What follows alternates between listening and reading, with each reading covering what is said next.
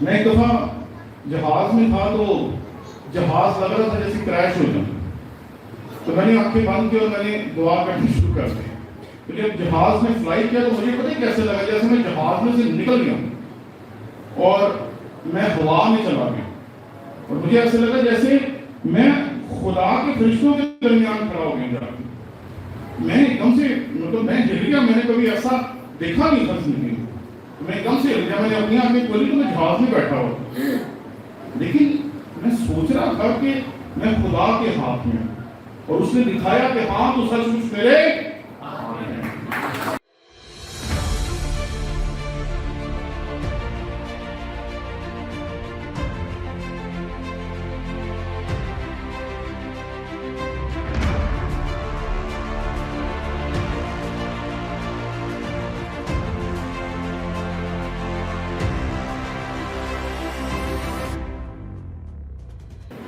کل ہم نے دیکھا کہ کیسے پوری کائنات کو چیلنج کیا جاتا ہے کہ پوری کائنات میں، آسمان میں، زمین میں یا زمین کے نیچے کوئی ایک بھی ایسا نکلے جو اس کتاب کو جو اندر اور باہر سے لکھی ہے، جو تخت پہ بیٹھے ہوئے کے دانے ہاتھ میں ہیں، جس پہ 7 مہریں لگی ہیں، کوئی ایسا نکلے جو ان مہروں کو کھول سکے اور اس کتاب کو جان سکے. اور ہم نے دیکھا کہ ایسا کوئی سامنے نہیں آیا. اور پھر خدا کا بندہ جو ہے وہ دنیا کی نااہلی پہ افسوس کرتا ہے اور لکھا ہے اور میں اس بات پر زار زار رونے لگا، آنسو بہانے لگا کہ اس کتاب کو کون کھولے گا، اس کی مہروں کو کون کھولے گا، اس کتاب میں جو کچھ بیان کیا گیا ہے اسے کون کھولے گا. اور پھر خداوند کے کلام میں لکھا ہے کہ کوئی اس کتاب کو کھولنے یا اس پر نظر کرنے کے لائق نہ، اور وہ رو رہا ہے، آنسو بہا رہا ہے. اور اس حالت میں جو بزرگ ہیں ان میں سے ایک نے اس سے کہا مت رو، مت رو.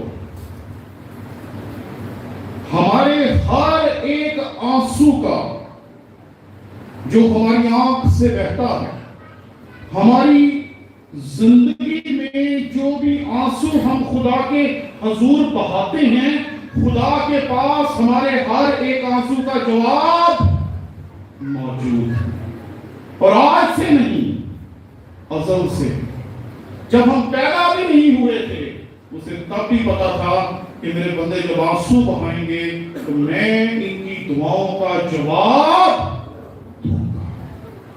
یہاں یوحنا رسول ہے جو دنیا کی نااہلی پہ آنسو بہا رہا ہے، اور خدا کا بندہ بزرگوں میں سے ایک اٹھتا ہے اور اسے کہتا ہے مت رو. کیونکہ اسے پتا تھا کہ دیکھ یہودا کے قبیلے کا وہ ببر جو داؤد کی اصل سے ہے، اس کتاب اور اس کی 7 مہروں کو کھولنے کے لیے غالب آیا. کئی مرتبہ لوگ کہتے ہیں کہ کیا ہم مسیح خداوند کو ببر کہہ سکتے ہیں؟ ایک شخص نے ایک ویڈیو بنائی اور وہ بڑی پھیلی کہ جی جو کہتے ہیں کہ مسیح یسوع یہودا کا ببر ہے وہ غلط کہتے ہیں، کیونکہ جس نے یہ بات کہی ہے اس نے غلط کہی ہے، وہ کوئی یہودی ہے جس نے غلط بائبل میں لکھ دیا. آج دنیا آپ کو ایسی باتیں کر کے آپ کے ایمان کو کمزور کرتی ہے. آج دنیا چاہتی ہے کہ ہمارے ایمان میں سے ایسے کیڑے نکالے جائیں، ایسے نقص نکالے جائیں، ایسے مسائل ہمارے سامنے رکھے جائیں جو ہمارے ایمان کو کمزور کر دیں. اور جب ہمارا ایمان کمزور ہو جائے گا تو پھر جو غلبہ ہے جو مسیح خداوند نے حاصل کیا اور اس غلبے میں ہمیں بھی شامل کیا، اس نے یہ نہیں کہا کہ تم شیطان کا مقابلہ کرو تو وہ تمہاری وجہ سے ہار جائے. اس نے خود ابلیس کو شکست دی ہے اور اس نے اپنی شکست میں، اپنی فتح میں ہمیں شامل کیا. اس لیے یہ بات یاد رکھیں کہ پیدائش کی کتاب میں ہمیں ملتا ہے کہ یہودا کا ببر کی ایک اصطلاح ہے جو یعقوب اپنی اولاد کے لیے استعمال کرتا ہے، اور وہی اصطلاح یہاں پر مسیح خداوند کے لیے استعمال ہوتی ہے، جو دلیری کے لیے ہے، جو قوت کے لیے ہے، جو قدرت کو ظاہر کرتی ہے۔ اور یہاں پر جب ہم دیکھتے ہیں تو یہاں لکھا ہے کہ وہ یہودا کے قبیلے کا وہ بکر جو داؤد کی اصل سے ہے، اس کتاب اور اس کی مہروں کو کھولنے کے لیے غالب آیا۔ اس نے شیطان کو شکست دی ہے، اور شیطان کو شکست دینے کی وجہ سے وہ غالب آیا ہے، اور اس غلبے کی وجہ سے اب وہ یہ قدرت رکھتا ہے کہ وہ نہ صرف ہمارا ماضی، حال اور مستقبل ہمیں بتا سکے، بلکہ وہ یہ قدرت بھی رکھتا ہے کہ وہ ہمارے ماضی کو جیسا بھی گزرا، ہمارے حال کو جیسا بھی ہے بدل دے، اور ہمارا مستقبل بالکل ہی نیا بنا۔ اور یہ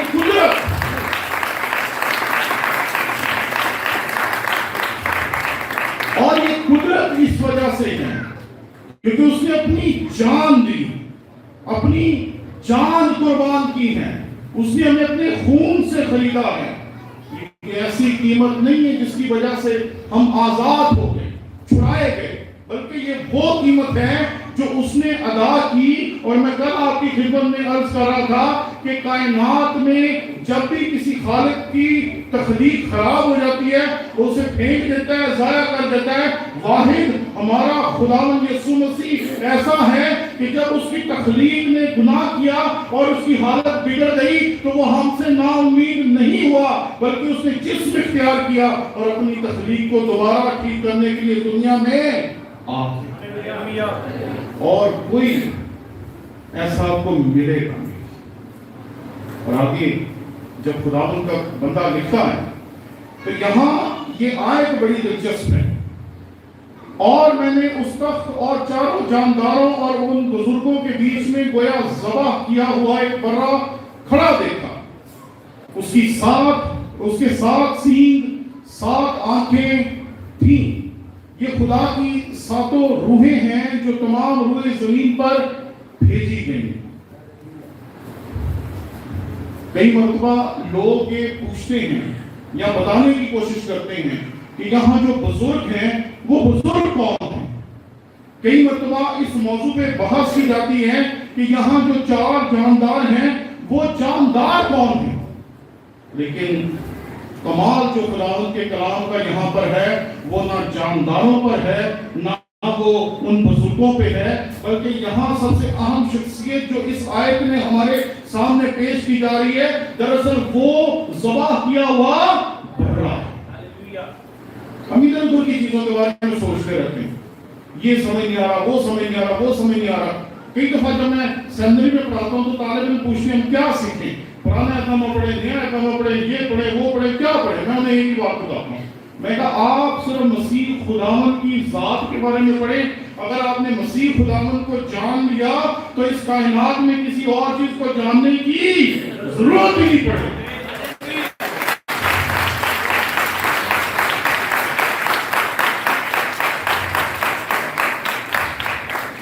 ذبح کیا ہوا ایک برا کھڑا دیکھا، اس کے 7 سینگ ہیں۔ میں جب قرآن کے کلام کے بارے میں پڑھ رہا تھا تو بہت سارے مفسرین یہاں کے کہتے ہیں کہ یہ بائبل کی مشکل ترین آیتوں میں سے ایک ہے، تو میں نے سوچا کہ ضرور خدا کا روح ہمیں سمجھائے گا۔ 7 سینگ ظاہر کرتا ہے قدیم زمانے میں طاقت کو، قدرت کو، قوت کو، اور جب 7 سینگوں کی بات آ جائے تو یہ اس طرف اشارہ کرتا ہے کہ اس کی قدرت جو ہے وہ کامل ہے، اس کی طاقت جو ہے وہ کامل ہے۔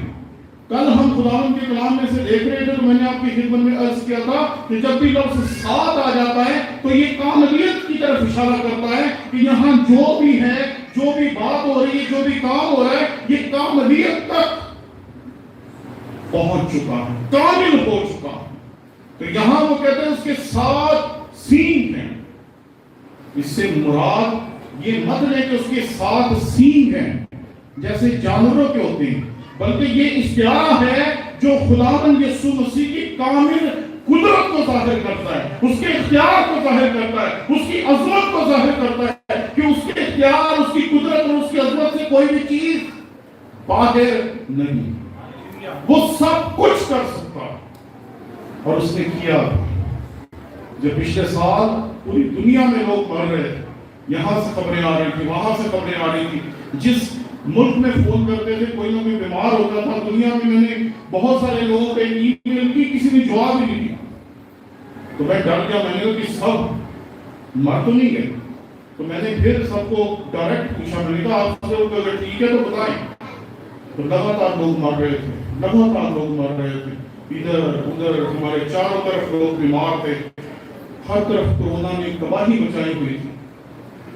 لیکن خداوند کا سین جو تھا، اس کی قدرت سے آپ اور میں آج تک محفوظ۔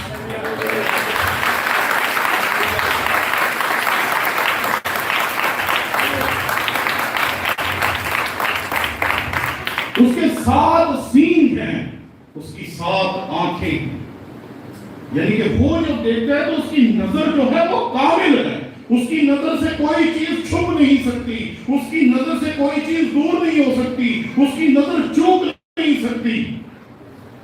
ہم انسان ہیں، ہمیں کئی دفعہ چیزوں کو دیکھتے دیکھتے دھوکا ہو جاتا ہے، کئی دفعہ کسی بندے کو دیکھ کے کچھ اور سمجھ لیتے ہیں، کئی دفعہ بچے ہمارے سامنے کوئی غلط کام کر رہے ہوتے ہیں، ہماری آنکھوں کے سامنے سے غلط ہو رہا ہوتا ہے، ہمیں پتہ ہی نہیں چلتا۔ لیکن یہ چیز یہاں پر خداوند یسوع مسیح کی کاملیت کو ظاہر کرتی ہے کہ اس کی 7 آنکھیں، یعنی کہ جیسے 7 آنکھوں والا دیکھے گا اور کسی چیز سے چکے گا نہیں، اس کی ایک نظر ایسی ہے کہ وہ 7 آنکھوں جیسی ہے۔ اور اسی لیے ہم کہتے ہیں کہ دلوں اور گردوں کو جاننے والا خدا۔ کتاب مقدس میں اکثر آپ کو نظر آتا ہے نئے عہد نامے میں کہ جب بھی مسیح یسوع کے جو مخالفین ہیں مسیح خداوند کے پاس آتے ہیں، وہ ان کے دلوں کے حال ان کے بات کرنے سے پہلے ہی جان لیتا ہے، اسے پتا ہے یہ کیا کرنے کے لیے آئے ہیں۔ وہ اسے کہتے ہیں کہ کیا کیسر کو جزیہ دینا روا ہے یا نہیں۔ مسیح یسوع کو پتا تھا کہ ان کے پاس 2 طرح کے سکے ہیں، ایک ہیکل میں چلنے والا اور دوسرا وہ جس پہ کیسر کی تصویر بنی ہوئی ہے۔ تو مسیح خداوند نے کہا کہ مجھے ذرا سکہ دکھاؤ کس کی بات ہو۔ اور مسیح خداوند نے جب سکہ دیکھا تو اس نے کہا جو کیسر کا ہے، جس پہ کیسر کی تصویر بنی ہوئی ہے وہ کیسر کو دو، اور جو ہیکل کا سکہ ہے وہ خدا کو دو۔ اس کی آنکھ ہر ایک چیز کو دیکھ لیتی ہے۔ آپ جب دکھ میں ہوتے ہیں، کرب میں ہوتے ہیں، پریشانیوں میں ہوتے ہیں، جب اکیلے بیٹھ کے بند کمروں میں خداوند کے حضور آنسو بہا رہے ہوتے ہیں، رو رہے ہوتے ہیں، دکھی ہوتے ہیں، تکلیف میں ہوتے ہیں، اور آپ کے آنسو نہیں رک رہے ہوتے، اس وقت بھی وہ آپ کو دیکھ رہا ہوتا ہے اور آپ کی زندگی کو بدلنے کی تیاری کر رہا ہوتا ہے۔ اور اس نے بہت سے آنسوؤں کو دیکھا، اور بہت سے آنسوؤں کو دیکھنے کے بعد اس نے بہت سے خدا کے خادم پیدا کیے، جن کی ماں نے دعا کی کہ خداوند میرے بچے کو اپنی خدمت کے لیے بلا لیں، میرے بیٹے کو، میری بیٹی کو اپنی خدمت کے لیے بلا لیں۔ اور بے شمار خادمین آپ کو ایسے ملیں گے جو آپ کو کہیں گے کہ میں پادری نہیں بننا چاہتا، لیکن میری ماں کی دعاؤں نے، میرے خاندان میں کی جانے والی دعاؤں نے میری زندگی کو یکسر بدل کے رکھ دیا۔ کیوں؟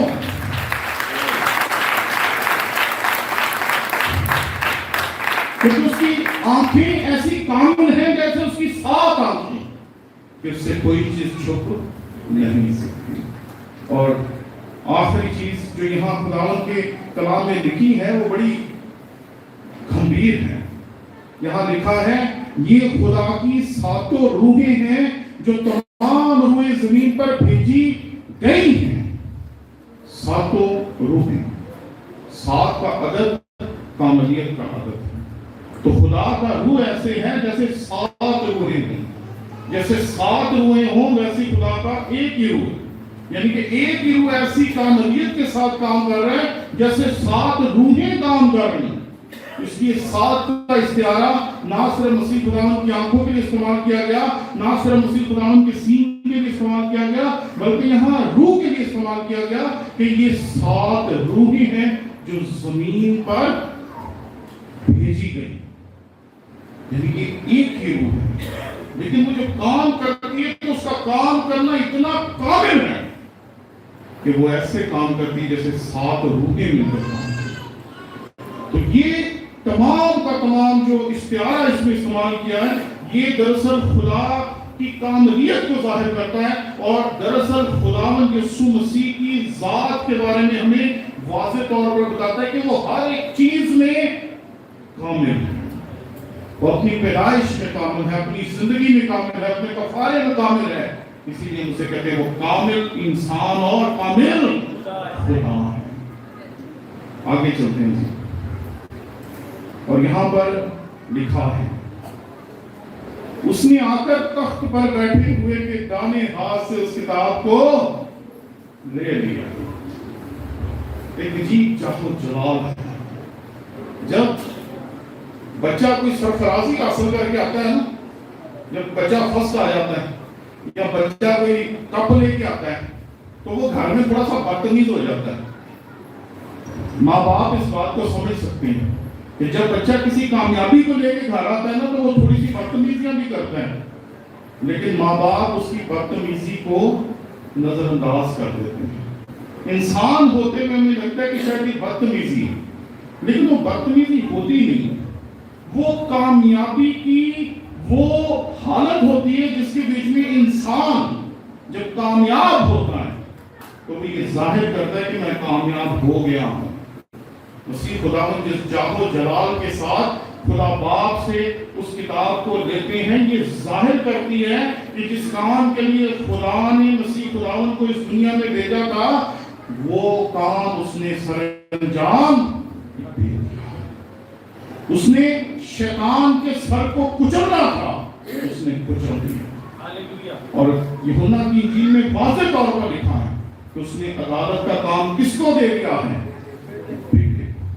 اور اب بیٹا آیا ہے تاکہ وہ باپ سے عدالت کا کام لے، اور اب اس کائنات کی عدالت کا کام بیٹا سر انجام دے۔ اس لیے وہ اس سے کتاب لے لیتا اور اس کے بعد دیکھیں منظر ہی بدل جاتا۔ آپ کو لگے گا جیسے ایک نئے بالکل دور میں جو یوحنا عارف ہے وہ داخل ہو گئے۔ اور آگے اگر ہم دیکھیں تو یہاں پر لکھا ہے جب اس نے کتاب لے لی تو وہ چاروں جاندار اور 24 بزرگ اس بلے کے سامنے گر پڑے، اور ہر ایک کے ہاتھ میں بربط اور عود سے بھرے ہوئے سونے کے پیالے تھے۔ یہ مقدسوں کی دعائیں ہیں۔ بزرگ بھی اس کے سامنے گر پڑے، جاندار بھی اس کے سامنے گر پڑے، اور سب گر پڑے کیونکہ اس نے اپنا کام سر انجام دے دیا۔ اور وہاں جہاں دکھ تھا، جہاں آنسو تھے، جہاں پریشانی تھی، جہاں پر بیٹھ کے یوحنا عارف کہہ رہا تھا کہ کوئی ایسا ہے نہیں جو اس کتاب کی مہروں کو کھول سکے اور اس کتاب کو کھول کر ہم پہ بیان کر سکے، اب اس ماحول میں یکسر تبدیلی آتی ہے، اور وہ لوگ جو اس وقت پریشانی میں مبتلا یوحنا کو روکتے ہیں کہ مت رو، اگلی آیت میں وہ گیت گانا شروع کر دیتے ہیں۔ جب مسیح یسوع آپ کی زندگی میں آ جاتا ہے، جب مسیح یسوع کسی کی زندگی میں اتر جاتا ہے تو آپ کی زندگی میں نجات کی راگنی شروع ہو جاتی ہے۔ صلیب آپ کی زندگی میں معجزے کرنا شروع کر دیتی ہے، آپ کی عظمت بڑھنا شروع ہو جاتی ہے، آپ اس دنیا میں کھڑے ہو جاتے ہیں، دنیا آپ کو جانتی ہے، پہچانتی ہے، دنیا سمجھتی ہے کہ یہ خدا کا بندہ ہے یا خدا کی بندی ہے، اور آپ اس دنیا میں صلیب جب اٹھا کے چلتے ہیں تو تھوڑی دیر آپ صلیب کو اٹھا کے چلتے ہیں اور ساری عمر صلیب آپ کو اٹھا کے چلتی ہے۔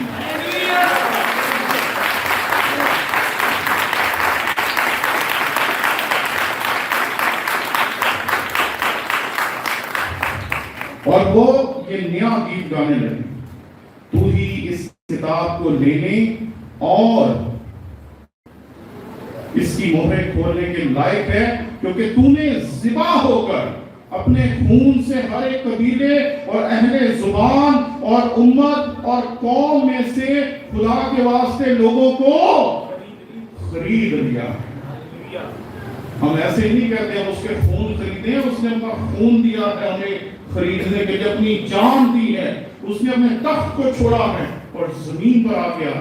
اور خداوند کا بندہ اسے بیان کرتا ہے کہ اس نے خدا ہونے کو قبضے میں رکھنے کی چیز نہ سمجھا، بلکہ اپنے آپ کو خالی کر دیا اور خادم کی صورت اس نے اپنے آپ کو خالی کر دی۔ اب اس کے پاس اس دنیا میں وہ قدرت لے کر نہیں پھر رہا جس کو دیکھ کر انسان مر جاتا تھا، وہ جاہو جلال لے کر اس دنیا میں نہیں ہے جس کے پاس بری نیت سے تو کیا کوئی اچھی نیت سے بھی نہیں کر جا سکتا۔ آپ کو یاد ہوگا کہ ایک دفعہ عہد کا صندوق ایک گاڑی کے اوپر لے جایا جا رہا ہوتا ہے اور گائے کا جو پاؤں ہوتا ہے وہ پھسلتا ہے اور عہد کا صندوق گرنے لگتا ہے، تو ایک بندہ جلدی سے جا کے اسے پکڑتا ہے، اس کے ساتھ کیا ہوتا ہے وہ مر جاتا ہے۔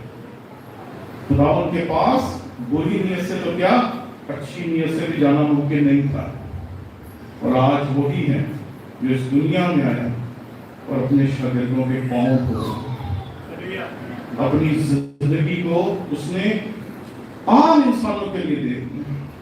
اور میں جب بھی ان چیزوں کو دیکھتا ہوں تو ایک حیران کن احساس ہوتا ہے کہ اس نے ہم جیسا بن کے ہمیں دکھایا، اور یقین مانے اگر وہ نہ ہوتا تو کبھی بھی ہم خدا کے بارے میں جان ہی نہ سکتے، کیونکہ یوحنا کی انجیل اس کے پہلے باب میں لکھا ہے خدا کو کبھی کسی نے نہیں دیکھا، اور یہ بات سچ ہے۔ اکلوتا بیٹا جو باپ کی گود میں ہے اس نے اس کو ظاہر کیا، اس نے اس کو ظاہر کیا۔ اگر وہ ظاہر نہ کرتا تو کوئی بھی چیز اس کائنات میں ایسی نہیں تھی جو خدا کے بارے میں ہمیں بتا سکے۔ اس لیے ہم نے خدا کو جانا مسیح خداوند کے وسیلے سے۔ اور آگے چلتے ہیں، یہاں پر لکھا ہے اور ان کو ہمارے خدا کے لیے ایک بادشاہی کو اور کاہن بنا دیا، اور وہ زمین پر بادشاہی کرتے ہیں۔ اور جب میں نے نگاہ کی تو اس تخت اور ان جانداروں اور بزرگوں کے گردا گرد بہت سے فرشتوں کی آواز سنی جن کا شمار لاکھوں اور کروڑوں تھا۔ یہ ساری کائنات اس طرح لگتا ہے ایک کام میں مصروف، ساری کائنات کروڑ ہاں فرشتے ہیں جو وہاں پر آ گئے ہیں مسیح خداوند کی توحید کو بیان کرنے، اس کی عظمت کو بیان کرنے کے لیے۔ اس نے جو کام کیا ہے، کئی دفعہ جب ہم لوگوں کو کہتے ہیں کہ مسیح نے آپ کی خاطر جان دی ہے تو لوگوں کے لیے چھوٹی سی بات ہوتی ہے، لوگ سمجھتے ہیں یہ چھوٹی سی بات ہے، لیکن یہ بہت بڑی بات ہے۔ جن لوگوں کو پتہ چل جاتا ہے کہ اس نے ہماری خاطر اپنی جان دی، وہ پھر اس کی ذات سے کبھی اپنے آپ کو جدا نہیں کر سکتے۔ جس دن آپ کو احساس ہو گیا کہ اس نے ہماری خاطر نہیں آپ کی خاطر جان دی، اس دن آپ کی زندگی بدل جائے گی۔ جس دن مجھے پتہ چل گیا کہ اس نے میری خاطر جان دی تھی، اس کے بعد اور اس سے پہلے کی زندگی میری دو حصوں میں بٹ گئی۔ جو اس کے بعد کی زندگی تھی وہ بالکل ہی منفرد، مختلف اور خداوند کے حضور سرفراز گزر گئی۔ یہ بات یاد رکھیں، اس نے ہماری خاطر جان دی ہے، اور یہ بہت بڑی قربانی تھی جو اس نے ہماری خاطر دی۔ آگے چلتے ہیں، اور وہ بلند آواز سے کہتے تھے کہ ذبح کیا ہوا برا ہی قدرت اور دولت اور حکمت اور طاقت اور عزت اور تمجید اور ہم کے لائق ہے۔ آج کل ہمارے یہاں ایک بڑی بحث چل رہی ہے کہ کیا ہم خداوند یسوع مسیح کے نام کو جلال دے سکتے ہیں۔ مجھے کسی نے کہا کہ جی آج کل یہ بڑی بحث ہے ہمارے حلقوں میں کہ جی ہم یسوع کو جلال دے ہی نہیں سکتے۔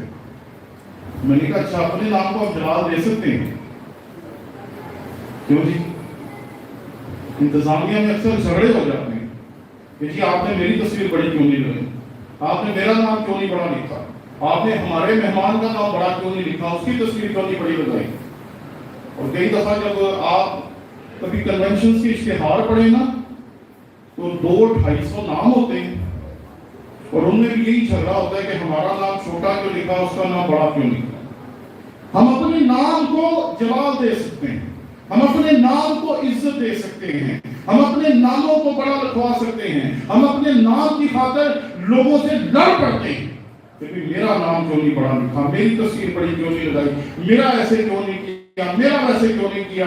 لیکن یہاں وہ ہے جس کے بارے میں خداوند کا کلام کہہ رہا ہے، اور وہ بلند آواز سے کہتے تھے کہ ذبح کیا ہوا برا ہی قدرت اور دولت اور حکمت اور طاقت اور عزت اور تمجید اور ہم کے لائق ہے۔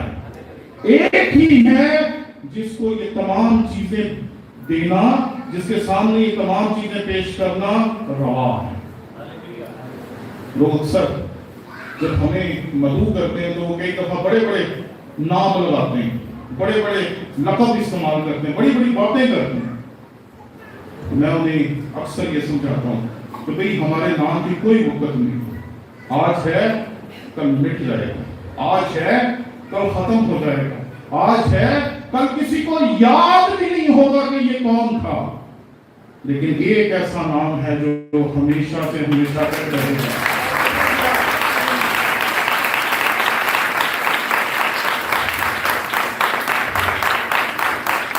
ایک ایسا نام ہے جس کی عظمت کو کوئی چھٹلا نہیں سکتا، کوئی اس کو مٹا نہیں سکتا، کوئی اس کی عظمت کو دور نہیں کر سکتا، اور وہ نام ہے رہے گا نا صداقتی کر۔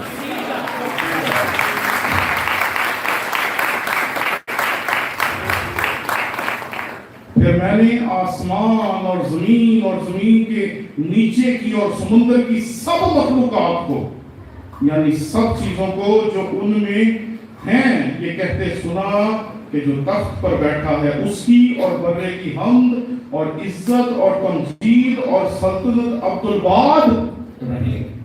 میں نے آپ کی خدمت میں پیش کیا تھا کہ آسمان پہ روحانی مخلوقات ہیں، فرشتے ہیں، ارواح ہیں، مقرب فرشتے ہیں۔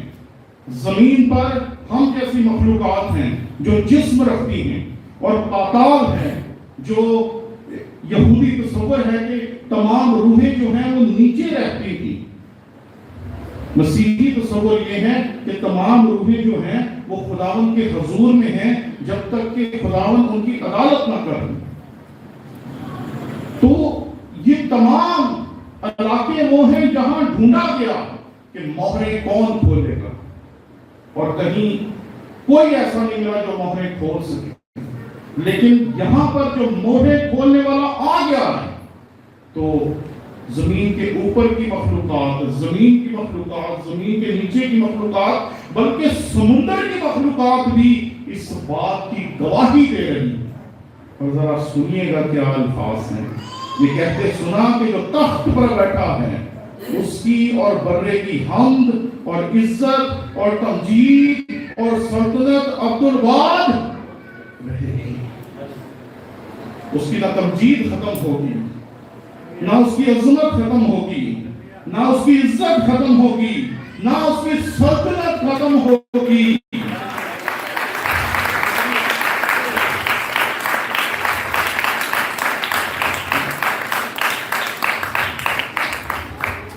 مزے کی بات ہے جب کچھ سمجھ نہیں آتا ہے انسان کو، پتہ نہیں آپ کے ساتھ کبھی ایسا ہوا ہے یا نہیں ہوا، کہ بندے کو کچھ سمجھ نہیں آتا اس کو ایک ہی چیز سمجھ آتی ہے، وہ زمین پہ گر کے سجدہ کرتا ہے، وہ زمین پہ گر کے خدا کا شکر ادا کرتا ہے، وہ ایک دم سے کہتا ہے چھوڑ دو ساری باتیں، وہ زمین پہ گر جاتا ہے۔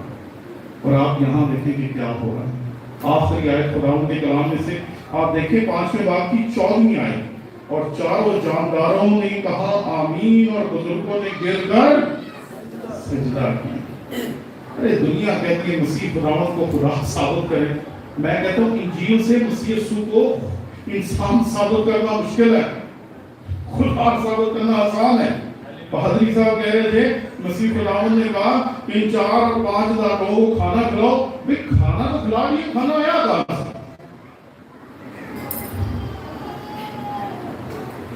مچھیرے جس طوفان سے ڈر رہے ہیں اس کو طوفان روک رہا ہے۔ مسیح کے شاگرد مچھیرے تھے، اور مچھیرے پانیوں سے نہیں ڈرتے، لیکن مچھیرے جس طوفان سے ڈر گئے وہ سچ مچ کو خطرناک تھی، اور اٹھا کس کو رہی ہیں؟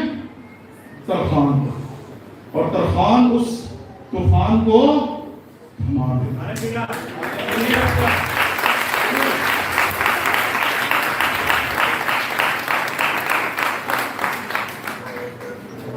हम तो जब भी खुदावंद के कलाम को पढ़ते हैं, इसमें से मसीह खुदावंद की इल्हूयत ज्यादा नजर आती है और उसके इंसानों वाले काम कम दिखाई देते हैं, क्योंकि उसकी कुदरत इतनी ज्यादा हमें दिखाई देती है कि जो उसकी कुदरत है वो किसी और इस दुनिया में आने वाले इंसान में नहीं मिलती। लोग जुमले बनाते हैं, बातें बनाते हैं, खूबसूरत से खूबसूरत बातें बनाते हैं और फिर उसकी अजमत को बढ़ाने की कोशिश करते हैं।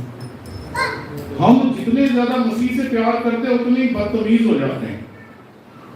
पहले मसीह खुदावंद जी कहते हैं, फिर सीधे तू तो आप पे आ जाते हैं। खुदावंद तू सुनता है, खुदावंद तू जानता है, खुदावंद तेनू पता है कि नहीं?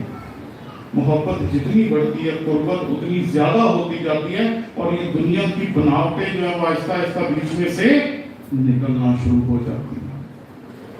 इसलिए ये बात याद रखें, इस कायनात में एक ही शख्सियत है जिसे हम सिजदा कर सकते हैं, और जब भी मसीह खुदावंद को सिजदा किया गया, आप प्रकाशवा में देख लें, आप पूरी बाइबल में देख लें कि जब भी किसी को सिजदा किया गया मसीह खुदावंद के अलावा, उसने रोक दिया।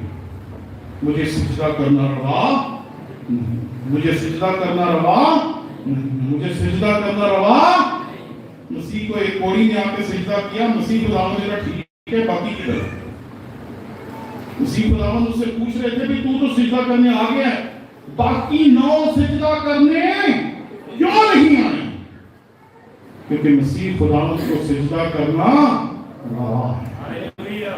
इसलिए मसीह खुदावंद ने कहा, जब आपने इतनी अजमत देखी है मसीह खुदावंद की, इतनी खिदमत देखी है मसीह खुदावंद की, 30 साल वो रहा अपने इर्द गिर्द हम जैसे 2 नंबर लोगों के दरमियान, 30 साल खामोशी से रहा, 3 साल उसने खिदमत की, और उसमें भी जैसे जैसे लोग उसके साथ थे वो आपको पता है। एक वो था जो उसको बेचने वाला था, एक वो था जो उसका इनकार करने वाला था, और बाकी जो थे उनमें से एक रहने वाला था, बाकी के जो 9 थे वो भाग जाने वाले थे। ये सब कुछ उसने बर्दाश्त किया। पुराने अहकामे में लिखा है कि खुदा की आंख ऐसी पाक है कि वो बदी को देख नहीं सकती। मसीह कैसे देखता था? हजारों मसीह खुदावंद जब किसी को देखता होगा, उसको उसके दिल की हालत तक पता चल जाती होगी कि ये अपने दिल में क्या लेके मेरे पास आ रहा है।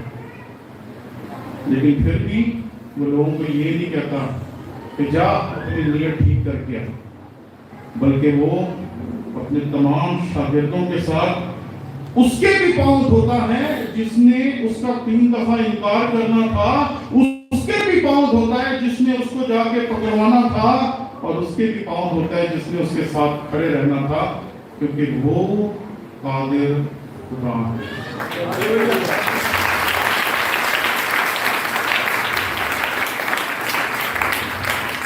उसकी आंख से कोई चीज छुप नहीं सकती, उसकी कुदरत से कोई चीज बाहर नहीं।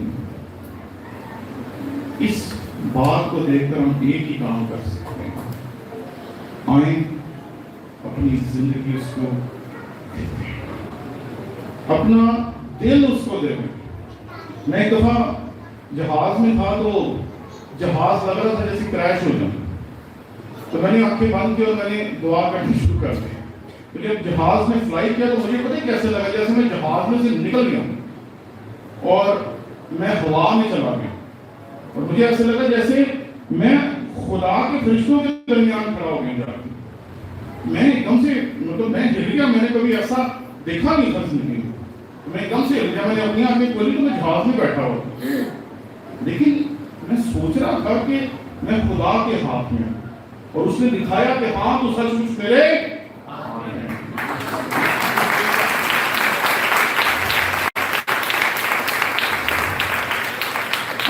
आज सचमुच उसको सिजदा करें, अपनी जिंदगी उसे दे, अपना दिल उसे दे, اس کے حضور آج اپنا دل